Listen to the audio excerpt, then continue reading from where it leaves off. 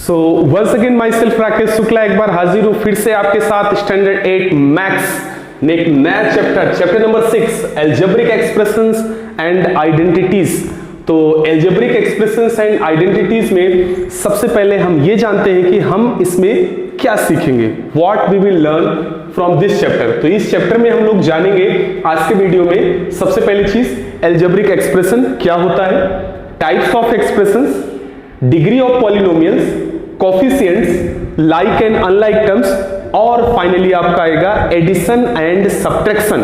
तो इन सारे टर्म्स के बारे में जानेंगे। तो सबसे पहले जानते हैं एल्जेब्रिक एक्सप्रेशंस के बारे में।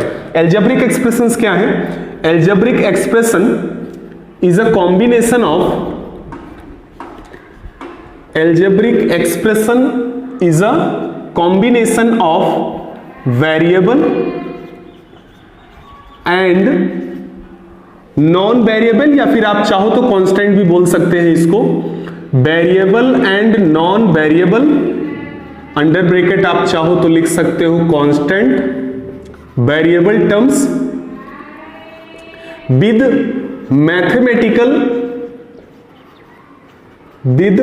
Mathematical operations.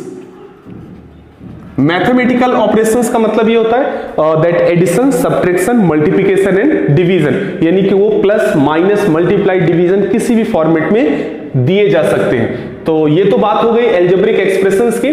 कुछ भी इस तरीके से हो सकता है, जैसे कि मान लीजिए एक इक्वेशन मैं आपको लिख के दे रहा हूं 5x square plus 2x plus 6, ये भी एक एल्जेब्रिक एक्सप्रेशंस है। क्यों? क्योंकि इसमें क्या है, combination of variable and non variable terms, यानी कांस्टेंट टर्म्स। तो देखिए यहां पे ये आपका जितना भी A to Z जितना भी आप यूज करते हो, A से लेकर Z तक जितने भी ये दैट मींस इंग्लिश अल्फाबेट आप यूज करते हो, इनको एज अ वेरिएबल यूज किया जाता है। अच्छा, वेरिएबल क्यों बोलते हैं? कई बार क्वेश्चन ये उठता है कि भाई वेरिएबल क्या होता है। तो variable are those terms, variable क्या होते हैं? Variable are those terms which change their value in case to case, situation to situation, question to question. यानी कि जैसे अभी आपने क्या किया, फर्स्ट क्वेश्चन आपने सॉल्व किया और फर्स्ट क्वेश्चन में आपने क्या किया, x की वैल्यू चलिए मान लीजिए आपने 2 फाइंड आउट कर ली, तो x इज इक्वल टू आप क्या लिखते हो, 2 आंसर हो गया। इन द नेक्स्ट क्वेश्चन, अगले क्वेश्चन में आप क्या करोगे, सॉल्व करोगे तो शायद x की वैल्यू शायद 50 आ जाए, नेक्स्ट क्वेश्चन सॉल्व करोगे शायद -100 आ जाए। तो इस तरीके से ये जो आप XYZ कंसीडर करते हो, इसकी value place to place change होती रहती है, इसीलिए हम लोग इसको क्या बोलते हैं, वेरिएबल। इन शॉर्ट अगर बोले तो चेंजेबल सिंबल्स, यानी कि जो अपनी वैल्यू को चेंज करते रहे। नॉन वेरिएबल यानी कांस्टेंट टर्म्स की आती है, नॉन वेरिएबल मींस जो अपनी वैल्यू को चेंज नहीं करते हैं, किसी भी कंडीशन में नहीं करेंगे। कांस्टेंट टर्म्स यानी कि जैसे ये देखिए 6 यहां पे लिखा है, 6 लिखा है, 2 लिखा है, 5 है, तो 5 to 6 इनको आप किधर भी लिख लो, आप कहीं भी किसी भी सिचुएशन में आप इनको लिखेंगे, ये अपनी वैल्यू चेंज नहीं करेंगे, किसी भी कीमत पे नहीं करेंगे, ये आपको पता होना चाहिए। जैसे कि आपने यहां पे अगर 2 लिखा तो यहां पे ये 2 क्या 3 बन जाएगा क्या? नहीं, 2 है तो 2 ही रहेगा। आपने यहां पे अगर 5 लिखा तो 5 लिखा है तो 5 ही रहेगा, वो अपनी वैल्यू चेंज नहीं करेगा। लेकिन क्वेश्चन नंबर 1 में x की वैल्यू 2 आ सकती है, तो नेक्स्ट क्वेश्चन में x आपका 5 भी हो सकता है, ये आपको पता होना चाहिए। तो खैर ये तो बात थी वेरिएबल और नॉन वेरिएबल टर्म्स की। इसके बाद हम लोग बात करेंगे नेक्स्ट आपका टाइप्स ऑफ एक्सप्रेशंस। तो स्टैंडर्ड 8 के अंदर जो आपको टाइप ऑफ एक्सप्रेशंस बताया गया है, एक्चुअल में ये जो एल्जेब्रिक एक्सप्रेशंस होते हैं, इसका दूसरा नाम पॉलिनोमियल भी होता है, ये आपको पता होना चाहिए, ठीक है ना। एल्जेब्रिक एक्सप्रेशंस का दूसरा नाम यानी कि अदर नेम आप इसको क्या बोल सकते हैं, इसको पॉलिनोमियल। क्या बोलेंगे इसको आप लोग? पॉलिनोमियल। तो यहां पे हम लोग जानने जा रहे हैं by the way types of expressions. तो टाइप्स ऑफ एक्सप्रेशंस, तो देखिएगा आप टाइप्स ऑफ एक्सप्रेशन की अगर हम लोग बात करें 8th स्टैंडर्ड में, just only on the behalf of terms दिया गया है। क्या दिया गया है? On the behalf of terms दिया गया है। तो टर्म्स के बेस पर अगर देखें तो मैं इसमें लिख दे रहा हूं टाइप्स ऑफ एक्सप्रेशन, यहां पे मैं लिख दे रहा हूं on the basis of terms के बेस पर अगर हम लोग इसको देखते हैं तो ये क्या होते हैं, फर्स्ट आपका आता है मोनोमियल। फर्स्ट क्या आता है आपका? मोनोमियल। हिंदी में इसको क्या बोलते हैं? एक पदी। और जैसे कि 5x या 6x स्क्वायर माइनस 2x, इस तरीके से अगर लिखा हो तो ये देखिए सिंगल टर्म है ना, इसमें एक ही टर्म है ना, 5x अकेला है, 6x स्क्वायर अकेला है, माइनस 2x अकेला है, मोनोमियल एक पदी। In the same way second number पे आता है आपका बाइनोमियल। सेकंड क्या आता है आपका? बाइनोमियल। इसको हम लोग क्या बोलते हैं? द्विपदी, हिंदी में बोलते हैं द्विपदी। द्विपदी means what? Like 6x plus 5 minus 2x plus 4, कुछ भी ऐसा। अब देखिए यहां पे टू टर्म्स है कि नहीं है, 6x प्लस 5 है, माइनस 2x प्लस 4 है, तो बाइनोमियल आपका हो गया, द्विपदी हो गया। In the same way third number पे आता है आपका ट्राइनोमियल। ये आपका हो गया ट्राइनोमियल। हिंदी में क्या बोलते हैं इसको? त्रिपदी। हिंदी वाले जो बच्चे होंगे वो भी आप समझ जाएंगे, इसको त्रिपदी बोलते हैं। त्रिपदी का मतलब क्या होता है? 2x square plus 4x plus 1। In the same way आप लिख सकते हो minus 2x square plus 7x plus 0। 9 लिख दूं? 9 लिख दिया मैंने। 0 भी लिख सकते हो, 9 भी लिख सकते हो, नो प्रॉब्लम। तो ये तो बात हो गई on the basis of terms की, जो कि आपके सिलेबस में है। अब बात करते हैं जब आप नेक्स्ट ईयर जब 9th में जाएंगे तो वहां पे इसका एक टाइप और भी आता है, और वो टाइप है आपका on the basis of power, यानी कि पावर के बेस पे। अच्छा, इस पावर को हम लोग एक्सपोनेंट भी बोलते हैं। पावर का दूसरा नाम क्या है? एक्सपोनेंट भी होता है। तो ऑन द बेसिस ऑफ अगर पावर की अगर हम लोग बात करें तो वो क्या होता है? फर्स्ट आपका होता है लीनियर। फर्स्ट क्या होता है? लीनियर। सेकंड क्या होता है? क्वाड्रेटिक। सेकंड क्या होता है? क्वाड्रेटिक। थर्ड क्या होता है?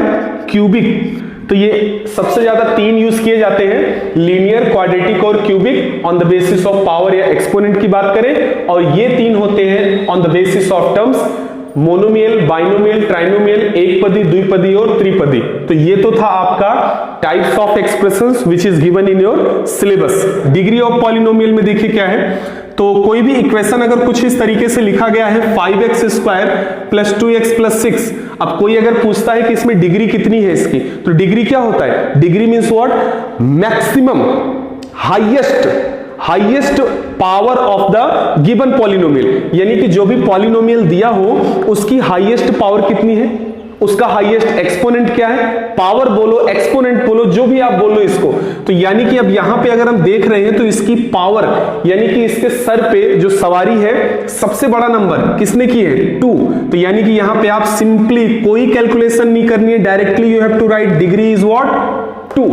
डिग्री क्या है इसकी? 2 है। इन द सेम वे कोई नेक्स्ट इक्वेशन देख लेते हैं, 6x cube plus 7x square minus 9x plus 2 is equal to 0। अब कोई अगर पूछता है भाई साहब डिग्री कितनी है, तो डिग्री इसकी कितनी होगी? डिग्री कितनी होगी इसकी? 3 होगी, क्योंकि ये देखिए 3 इज द हाईएस्ट नंबर, तो डिग्री 3 हो जाएगी। तो आपको आइडिया लग गया होगा कि डिग्री क्या होती है। Degree means what? Degree means the highest power, highest exponent of the given polynomial. तो ये तो बात हो गई डिग्री की। अच्छा, इसमें एक चीज और भी हम लोग बात कर लेते हैं, कोफिशिएंट, जो आपका नेक्स्ट टर्म है, कोफिशिएंट आता है। कोफिशिएंट क्या होता है? कोफिशिएंट के लिए देखिए होता क्या है कि अगर कोई भी इक्वेशन कुछ इस तरीके से दिया गया हो, या कोई टर्म इस तरीके से लिखा गया हो 6x स्क्वायर प्लस 7x, ठीक है ना, या फिर इस तरीके से लिख दिया गया 5x square plus 2x plus 6 लिख दिया गया। अब अगर कोई देखिए कोफिशिएंट का मतलब क्या होता है, सबसे पहले आप ये जान लो।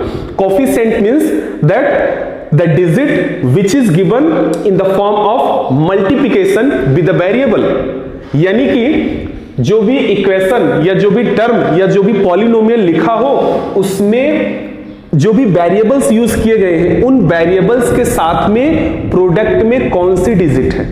अब वेरिएबल्स क्या होते हैं, ऑलरेडी मैंने आपको पहले बताया है, A to Z, यानी नॉर्मली हम लोग ABC या फिर XYZ और PQR यही यूज करते हैं। तो यहां पे अब जैसे ये देखिए x स्क्वायर, ये सब क्या है? वेरिएबल्स है। तो कोई पूछे कि भाई यहां पे आप बताओ, दैट मींस कोफिशिएंट, आपको क्या बताना है यहाँ पे? कोफिशिएंट ऑफ एक्स स्क्वायर, यानी कि एक्स स्क्वायर का कोफिशिएंट क्या है। तो आपको क्या करना है? कुछ नहीं करना है, डायरेक्टली एक्स स्क्वायर को हिट करो। एक्स स्क्वायर को देखो कहां है एक्स स्क्वायर, ये है आपका एक्स स्क्वायर, और इस एक्स स्क्वायर के साथ नंबर कौन है? 6 है, तो डायरेक्टली आप लिख दो 6। This is your answer. It's easy, I think so. In the same way अगर x की बात करें तो यानी कि कोफिशिएंट कॉफिशिएंट ऑफ एक्स अगर कोई पूछता है, अब देखिए इसको आप हिट कर दो, एक्स के साथ में कौन है, एक्स के साथ किसकी शादी हुई है, 7 की, 7 is the answer. Directly you have to write. There is no need to think about anything. Simply things are here. Like in this particular equation, coefficient of x square, coefficient of x square की अगर बात करें तो क्या करेंगे आप ये देखेंगे भाई x स्क्वायर के साथ जोड़ी किसकी बनी है, तो x स्क्वायर के साथ कौन है, 5. तो डायरेक्टली आंसर क्या हो जाएगा, 5 हो जाएगा. इसी तरीके से यहां पे अगर इस पर्टिकुलर इक्वेशन के लिए कोई पूछता है कि भाई साहब ये बता दो मुझे आप कि कोफिशिएंट ऑफ x कितना है, x का कोफिशिएंट क्या है, तो आप ये देखेंगे इस इक्वेशन में x के साथ किसकी शादी हुई है, x के साथ मम्मी के साथ पापा की शादी, तो पापा कौन है, 2 है, तो यानी यहां पे आंसर क्या आ जाएगा, 2. This is your answer. I think so. It's so easy. If you are not getting, again you go reverse. Pause करो, फिर से उसको समझिए, फिर से आप देखिए उसको. नेक्स्ट कंटेंट आपका, नेक्स्ट टॉपिक है आपका like and unlike terms. Like and unlike terms की अगर हम लोग बात करें, नाम से ही क्लियर है, like unlike. Like means what, एक जैसा, अनलाइक मीन्स थोड़ा अलग. तो आइए देखते हैं कि यहां पे हम लोग लाइक और अनलाइक कैसे कर पाते हैं. लाइक आपने खूब किया होगा, फेसबुक, व्हाट्सएप, यहां वहां, सो मेनी थिंग्स, कई सारी जगहों पे लाइक करते हैं. अब ये देखना है कि क्या आप अपनी टेक्स्ट बुक के अंदर मैथ्स को भी लाइक कर पाते हैं या नहीं. तो आइए देखते हैं, लाइक करने की कोशिश करते हैं. लाइक टर्म्स का मतलब क्या होता है, लाइक टर्म्स मीन्स एक जैसा. एक जैसा क्या, अच्छा यहां पे मैं एक चीज आपको बता दूं कि जो सेम चीजें हम लोग देखते हैं, सेम तो सेम क्या देखते हैं, दैट मीन्स कांस्टेंट टर्म्स कुछ भी हो, साइन कुछ भी हो, हम सिर्फ वेरिएबल और उसकी पावर देखते हैं बस. जैसे कि ये देखिए 6x स्क्वायर है, ये 6x स्क्वायर का लाइक टर्म्स अगर इन पूरे में अगर हम देखने की कोशिश करें तो यानी कि जो x स्क्वायर वाले जितने टर्म्स होंगे वो इसके लिए लाइक टर्म्स का काम करेंगे. जैसे ये देखिए लाइक टर्म्स कौन है, 9x स्क्वायर, -7x स्क्वायर और ये 6x स्क्वायर. ये भी एक्स स्क्वायर है, ये भी एक्स स्क्वायर है, ये भी एक्स स्क्वायर है, तो ये क्या हो जाएगा, लाइक टर्म्स. इसके अलावा कुछ अलग है तो वो अनलाइक टर्म्स हो गया.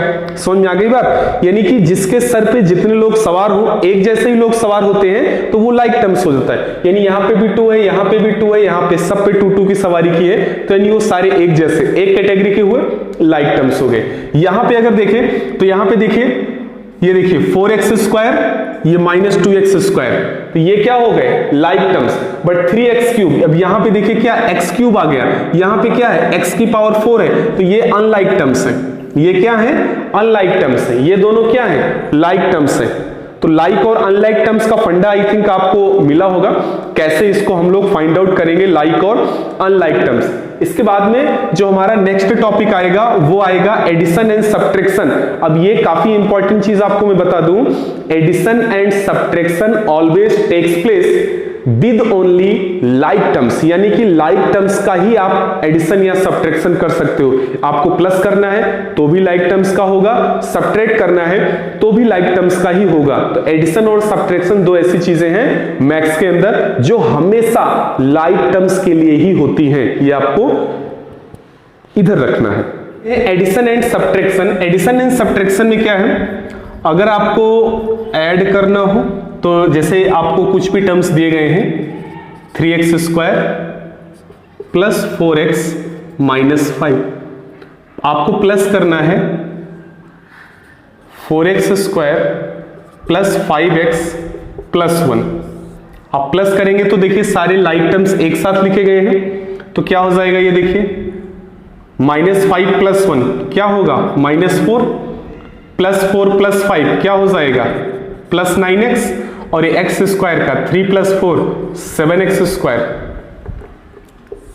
This is your answer. Addition आप कुछ इस तरीके से करेंगे, यानी कि जो लाइक टर्म्स होंगे उन्हीं का. अगर इसी में कोई अनलाइक टर्म्स होता, सपोज देखिए यहां पे मैं एक अनलाइक टर्म्स लिख दे रहा हूं, जैसे मान लीजिए यहां पे होता x क्यूब होता, ये क्या होता, x क्यूब होता. तो अगर ये x क्यूब होता तो हम क्या करते, तो हम इसको देखिए ऐसे लिखते. सबसे पहले बड़ी पावर को ही लिख लेते हैं, या तो 5x क्यूब होता ये.